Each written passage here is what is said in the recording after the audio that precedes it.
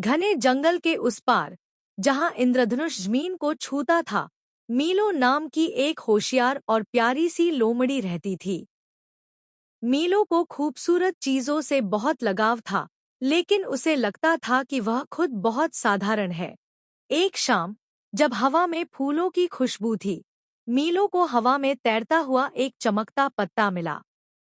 वह कोई आम पत्ता नहीं था, उस पर सुनहरे अक्षरों में लिखा था, परियों की वादी का वार्षिक गुलेलाला फैशन शो, आपको आमंत्रित किया जाता है। मीलो का दिल जोश से धड़कने लगा। Fashion show? वह हमेशा से परियों के जादुई कपड़े देखना चाहती थी। वह तुरंत उस पत्ते के पीछे चल पड़ी जो उसे रास्ता दिखा रहा था। चांदनी से बने एक पुल को पार करके वह परियों की वादी में पहुंची। यह जगह किसी सपने जैसी थी। हर तरफ रोशनी की झिलमिलाहट थी और एक चमकते पत्थरों से बने रनवे के चारों ओर परियां, बौने और जंगल के अन्य जादुई प्राणी बैठे थे। फैशन शो शुरू हुआ और मीलो की आंखें हैरानी से खुली की खुली रह गईं। एक परी ने ओस और मकड़ी के जाले से बना एक पोशाक पहना था, जिस पर हीरे की तरह बूंदें चमक रही थी। एक बौने ने चमकते हुए मशरूम से बनी जैकेट पहनी थी। एक जलपरी ने लहरों के झाग से बना गाउन पहना था, जिस पर मोती जड़े हुए थे। हर कोई जादुई और लाजवाब लग रहा था। जैसे जैसे वह दूसरों को देखती गई, मीलो का जोश ठंडा पड़ने लगा। उसने अपनी साधारण सी नारंगी खाल और आम सी पूंछ को देखा। उसके पास न तो चांदनी का पोशाक था, न ही सितारों से सजे जूते। वह खुद को बहुत साधारण और फीका महसूस करने लगी। उसके दिल में हीन भावना घर करने लगी और उसने सोचा कि वह यहाँ सबके बीच एक मजाक बनकर रह जाएगी। वह चुपचाप वहां से खिसकने ही वाली थी कि एक दयालु आवाज ने उसे रोका।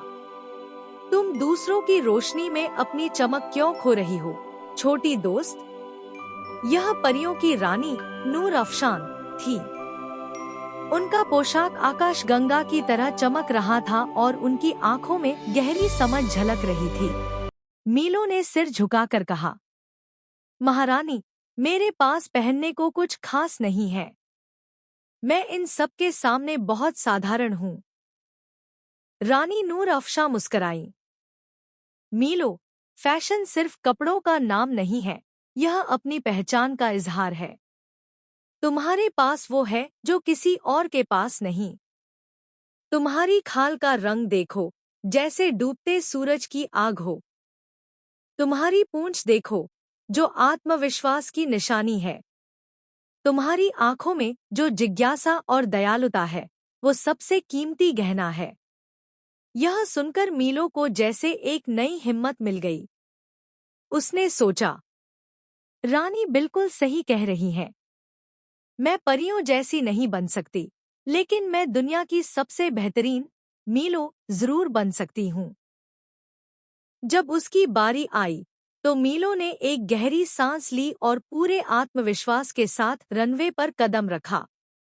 वह किसी मॉडल की तरह नहीं चली, बल्कि अपनी स्वाभाविक लोमड़ी वाली अदा से दौड़ी, एक शरारती छलांग लगाई और अपनी घनी पूंछ को गर्व से लहराया।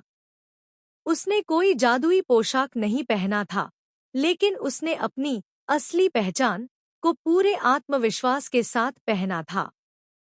पहले तो सब हैरान रह गए, लेकिन फिर पूरी वादी तालियों से गूंज उठी। उन्होंने इससे पहले इतनी सच्ची और आत्मविश्वासी सुंदरता कभी नहीं देखी थी। फैशन शो के अंत में रानी नूर अफशा ने घोषणा की, आज का सबसे बड़ा इनाम किसी पोशाक को नहीं, बल्कि एक सोच को जाता है। उन्होंने एक चमकती हुई ट्रॉफी मीलो को देते हुए कहा, यह दिल की चमक का पुरस्कार है, जो हमें याद दिलाता है कि सबसे बेहतरीन फैशन अपनी अलग पहचान को गर्व और आत्मविश्वास के साथ दुनिया को दिखाना है। जब मीलो जंगल वापस आई, तो उसके पास कोई जादुई पोशाक तो नहीं था, लेकिन उसके पास उससे कहीं ज्यादा कीमती चीज थी, आत्मविश्वास। उसने सीख लिया था कि दूसरों की तरह बनने की कोशिश में अपनी सुंदरता को नजरअंदाज नहीं करना चाहिए। सीख। असली सुंदरता और स्टाइल महंगे कपड़ों या दूसरों की नकल करने में नहीं है, बल्कि अपनी सच्चाई, अपनी खूबियों और अपनी अलग पहचान को समझने और पूरे आत्मविश्वास के साथ अपनाने में है।